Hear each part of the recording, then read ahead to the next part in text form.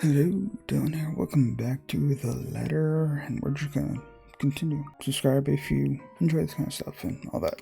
As expected, he takes a seat in the farthest corner of the cafe, a bit away from the window, but easily allows view of who comes and goes, secluded enough not to be disturbed by the lunch hour rush or be overheard by a curious bystander. If I didn't know this is lunch he invited me to, I would automatically assume I got dragged into another stakeout. After years of knowing him, though, this has simply become one of the many habits he has I've gotten used to. The food arrives minutes later.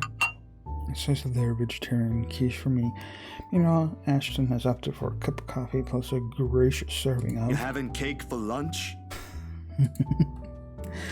He shrugs and then proceeds to dig in without even a hint of remorse. Frankly, it's like seeing a child get his Christmas present early. Don't tell Becca. I'll get an earful. It's just for today. You should listen to her, though. The kind of work you do, you'll need to eat something other than sweets. I don't want to see you drop dead in front of my apartment again. I told you, just this once. Have you been hanging out with Becca lately? You're beginning to sound like her. Nah, just for some recipes. But she has the right to worry, you know? It's like she's taking care of two kids. One bitches on sweets, while the other on cup noodles. At least Bella knows how to cook. Hey, I can at least boil something. Wait, that's easy, right? I mean, you just put water in and... No, don't even think about it. You destroyed your own kitchen once by sticking a pressure cooker on it. I think my sister is a whole lot better than you. And this is coming from someone who has no other choice but to eat her cooking for some time. To be fair, he generally appears offended at the last remark. Hate will be too strong of a word to describe how Sis and him usually interact whenever they're in the same room. But whatever appropriate word it is, I can say with most certainty that the feeling's mutual for both.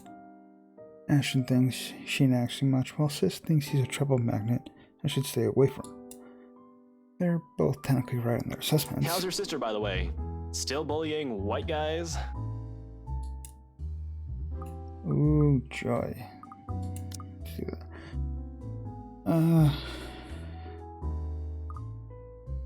You're the one who's not.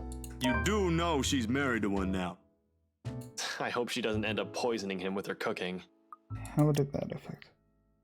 Everything is going up. Pot calling the kettle black? She can't be better than me. Actually, she is now. They're planning to start a restaurant sometime in the future. I was bedridden for days after eating some of the stuff she whipped up. And now you're letting her cook for other people? Don't exaggerate. It was just for one day, and you're the one who refused to leave your apartment. You should come by, though. Sis gave birth a few days ago. Girl, I've only seen the pictures. But I might visit sometime after everything's settled down. Too many backlogs to go through for now. No way in hell. She'll just find something to criticize again. Last time, it was Shirley. He makes a show of being utterly mortified, though I'm quite sure he doesn't mean any of that. He might not say it straight out, but I'm pretty sure he's enjoying the small visits whenever he can. Something about it reminds me of his own family, sort of like making up for the one he never got back after his parents separated. Sore spot, that one topic, one thing he can never bring up in any conversation if he can help it. I've never seen the need to be nosy. There's some wounds you're just not meant to open, and for both of us, the sentiment goes the same way. As if you ain't already on a shit list. You're just afraid of her. In your dreams. But I'll think about it. Can't just drop this thing at the moment. His change in tone is subtle, but his aggravation over the matter hangs completely palpable in the air. Still no closer? The opposite, actually. There's been some slip-ups here and there. Careless mistakes, and let's just say I'm waiting for him to make another one. What about you? How are things on your end? All piled up on top of the other. But I can manage. Still recovering from the expenses for the movie, so the surge in new projects helps. And well, there's this one thing. Oh yeah, the pictures. The expression on his face grows more puzzled with each photo I spread on the table. There's about 8 of them, all of it reprints of the same thing.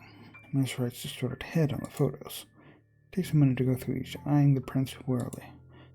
The fur on his brow doesn't ease even as he gathers all of it in one pile and sets them in one neat stack in front of me with a heavy sigh. Hannah Wright? Oh, Yeah, how did you... The locket. She never takes it off. Evan's family heirloom. I won't even think about asking why or how he knows that. If he's investigating them, he'll likely have already dug up every unimaginable dirt on them, including family history. Are you done with your work with them? Yesterday, yeah. It's just a small feature for a magazine. Interviews, photos, standard stuff, nothing big. But see, here's the thing. I don't know how else to put this out there without sounding crazy, but there really is something odd with that place. Remember the letter? He drags in a breath, reaches up to his nose, pinches that like the action alone will help grant him all the patience in the world to continue this conversation. Please tell me this isn't about that again. No, Ash, you've got to listen this time. I am listening, and I can't believe that just came out of your mouth. These are some blurred out photos, and that letter is just a stupid prank. I expected this from Isabella, not you. You're the photographer here. I don't see any need to get worked up over this. I know what you mean, but will you hear me out first? Ash leans back on his seat and doesn't say anything further. Gestures for me to continue with a wave of his hand, impatience clearly on his face. Any other person telling him this, and he'll walk out without batting an eye. I suppose the only reason he's giving me the benefit of the doubt is because we know each other. Ash, I don't easily buy into these things as much as you do. Yesterday, though, behind Hana. He blinks at that, his eyebrows lifting momentarily before settling into a deep frown. Hana? Since when were you on a first-name basis with the right missus? Why does that even matter? I thought you said this was just a gig. His voice stays level, but the accusation in it is as clear as day. It hits a nerve in me somehow, more than the tone usually does. Here we go. I do get where it comes from, but it's not the point here. What does it do? Ah, damn it, went down. Of all the things I said, my connection to the rights is the first thing he points out. As much as I want to keep my own annoyance at bay, I can't stop it from seeping into my voice. It's completely beside the point here, Ash. I warned you, Zach. I get it, all right? But you can't just expect me to turn it down after I made a commitment to a client. I've got to put food on my table. I didn't say you shouldn't, but you should not be messing with them. I wasn't messing with them. And this isn't? He waves the photos in front of me before dropping the pile on the table with a loud smack. I don't need to look to know we've already attracted some attention from the lunchtime crowd. His eyes turning away from him feels almost the same as admitting he's right. There are things more important than his damn case right now. I wish he'd see that. It was a job, and that ain't how these photos were intended to come out. You think I'd go out of my way just to edit something like this? There's something weird going on here. And you think Luke Wright will see it that way? You think the Wright missus will find it amusing? I did not do this for my amusement, Ash. People's lives might be at stake here. If you understood that in the first place, we wouldn't be having this stupid talk. Luke fucking Wright is a dangerous man, Zach. Keep hanging around them and you'll find yourself burnt to a crisp in your apartment or floating down a river 3 days later. This case is... Will you stop talking about the damn case for once and just listen to me? Why do you think Isabella's... Don't you dare bring her into this. We're talking about you and this stupid... Oh, of course you don't want to talk about it. I feel like I made a wrong choice somewhere. Because you're fucking afraid there's some damn truth to what she's saying now that there's two of us.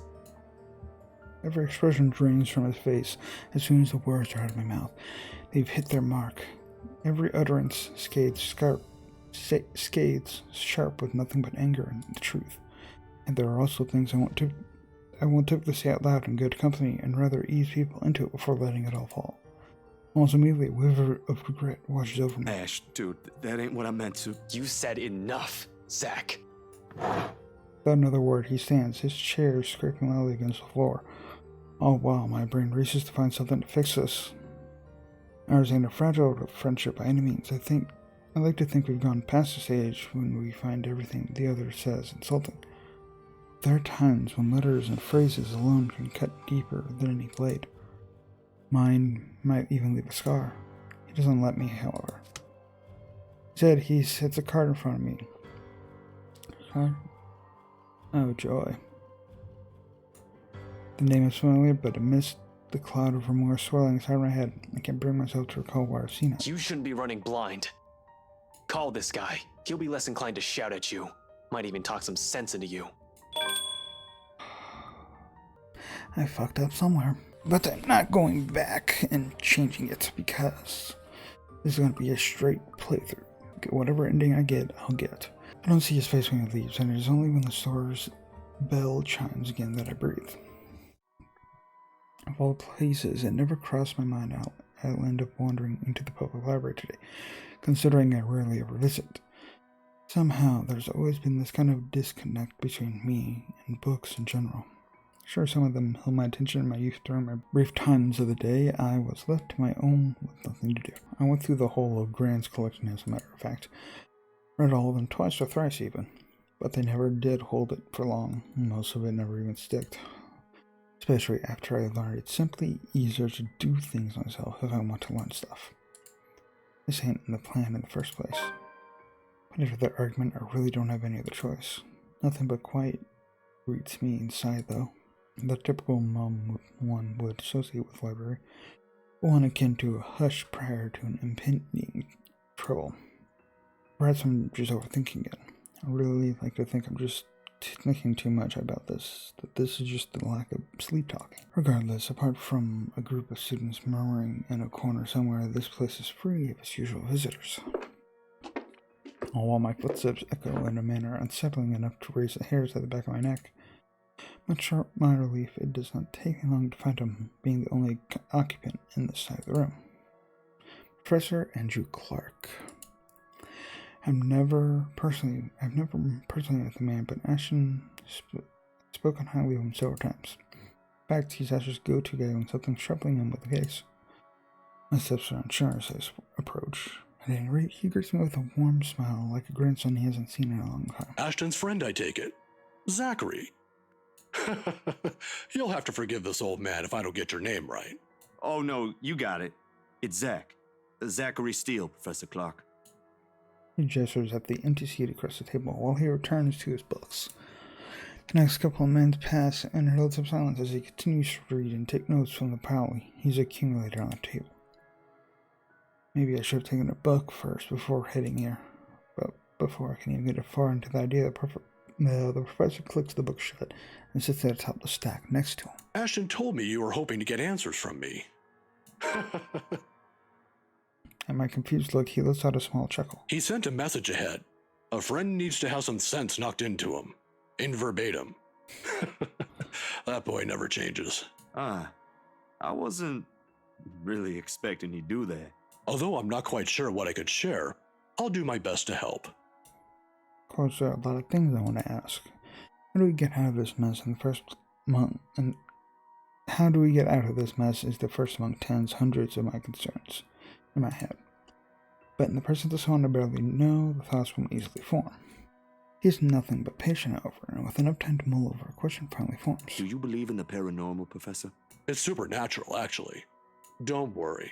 It's a common mistake to make. But they really are two different things. The other one deals with what we can't explain at the moment, while the other are things we may not have an explanation to. Here. There's a couple of papers in front of me, the very same one he was writing on earlier. This idea of Luxburn supernatural culture in a nutshell. A friend of mine wrote that a few years ago. He took interest in the city after reading about the stories. I have to agree with him here. Even stories dealing with things you don't see with the naked eye can be rife with culture, and this city thrives on it. Just ask the locals. Like ghosts, for example. Among other things. The interpretation has changed over the years, though. Various religions, for example, have their own version. It might not always be a spirit now. It could be a memory, or an imprint, an echo, so to speak. Some are born from curses, even. Out of great anger, hatred, or pain. There was this one story. Ah, here it is. Another book is pulled from the sack and placed open atop the papers. Well, he speaks with such passion that it makes him wonder if some part of him believes these to be true. It is interesting, though, even if I'm personally not a fan of such stories. And soon hours pass without my notice. In the end, it asks for something to be sacrificed in order to destroy whatever anchors the wraith.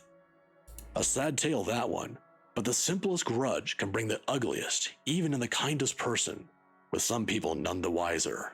Oh, I'm sorry, I just went on. Nah, it's good. Are you familiar with the Ermengarde Mansion, though?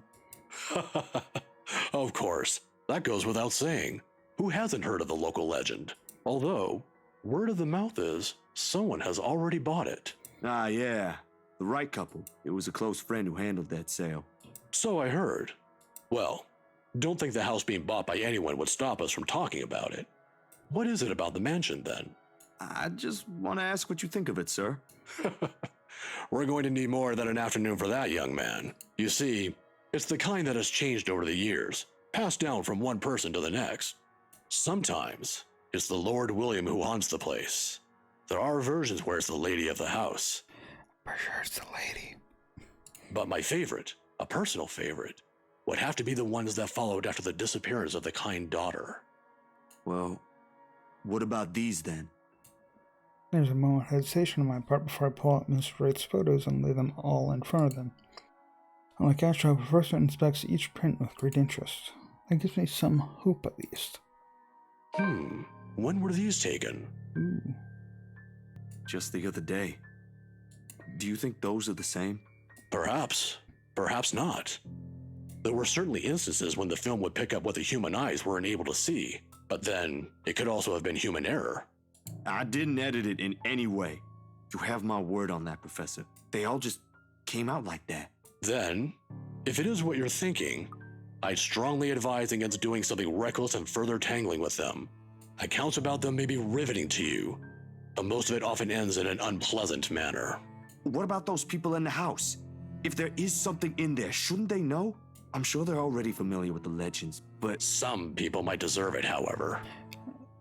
deserve what, sir? All of a sudden, the tenderness in the professor's eyes disappears, his face becoming unreadable. As though he were catching himself, he hastily clears his throat and gathers his books and rises from his seat. Professor? I'm sorry. I just remembered something I neglected to do. You'll have to excuse me, Zachary. All right. Do you need any help with? Don't let my looks fool you, son. I can still carry a few hundreds. I've been doing this for years. I'll see you some other time if you have any other questions. Of course. Something tells me Professor here is not the biggest fan of the Wrights. It was nice knowing you, Professor. He doesn't hear it, however. In a few short strides, he's out of the library, leaving me in every piece of this whole mess amidst the oppressive stillness. Despite the answers gleaned, more questions surfaced. If there is even a single way out of this, I hope we find it soon. The moon is well into the night sky by the time I make it back home. My heavy treads and the sound of traffic outside echoing in my ears, filling the empty room with some semblance of life. Let's save real quick.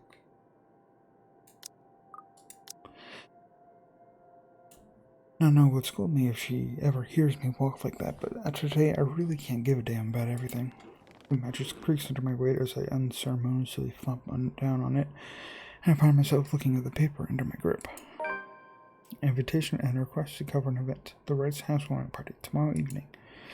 If only it were that easy, but it'll give me a chance to talk to her about that thing in their house. But the sigh let my hand fall to the side of the bed along with the invitation. I'll think about it tomorrow, my head muddled with thoughts of a headless woman and the haunting smiles of a ghost. Later it occurs to me that the last meal I ate had been the one with Ashton, and an empty gnawing ache makes itself known, but I can't bring myself to stand up. Today was a complete waste of time and frankly a disappointment. I don't like this. The lack of certainty, the disquiet, the lack of stable ground to stand on, part where I do not know what will come tomorrow. Ever since that damn letter, everything's been thrown out of the loop. Wish everything stayed the same. Routine would have been easier to make sense of than this. Closing my eyes, I let the noise from the streets below lull me to sleep. At the very least, that's the one thing that hasn't changed. The melody carries into the hall long before I cross the threshold. Solemn but gentle and soothing, a reminder of what home is. Pa's firm but meaningful gaze, Ma's wistful smiles, the warm rays filtering through the eaves at sunset, the dank smell of wet earth and leaves. After a long day's rain in a room, the room Ma and Pa's pride and joy, the place we were once promised several springs ago. Yet, Yet it won't stop. No, wait! Come back! I'll be good this time! Please don't leave! Please stay! The floorboards are cold under my feet more than it usually is. The walls more forbidding than what I'm used to. Farther and farther the room goes. Ma's singing ceases and Pa. I can't hear Pa. Above the rocks just clanging in the deafening roar of gunshots, nor the screams replacing the comforting soft melodies. There is only the blinding fear. But when the light breaks, her skin has already taken a sickly pale color, rotten in most parts, blood dripping from a broken gash and lesion on her body. Bony hands grip Hannah's neck like a new stained skin underneath with a vibrant shade of scarlet. Nothing but malice fills the gleam in her eyes. A scream ripples through the air. My whole body feels distant. Every limb heavy with blood, all unable to move at will. Not even so I can wipe the beads of sweat forming at my temple. Rasping my breath easily fills the room in the wee hours while I force it back into a steady rhythm. There is a tightness in my chest that I can't shake off, my pounding heart against it, as if it's able to burst out. Something cold has settled on my legs, not the usual chill that comes and goes with the passing breeze from the window, but one strong enough to sting, shackle, and leave a frigid sensation creeping up my skin. With every shackle I make, the pressure winds firmly around my legs, tighter and tighter and tighter, all until it becomes too much. My heart stops. The draft sweeps into the room and brings with it the iron tang of blood, thick, suffocating, till on my nose with a foul, sickening smell as I shift my gaze downwards and it slowly comes into view. Hey! Mouth stretching in a hideous smile, eyes brimming with nothing but madness. Hi. A stench of gore taints the air around me and I can't look away. I'll save. Sure. From it, her, from the terror and doubt that her uncanny twisted feature alone scream. I tried to open my mouth and to shout, to ask for any help, but my voice has left my body altogether.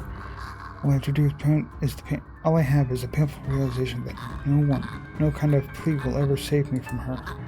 And suddenly the bed dips.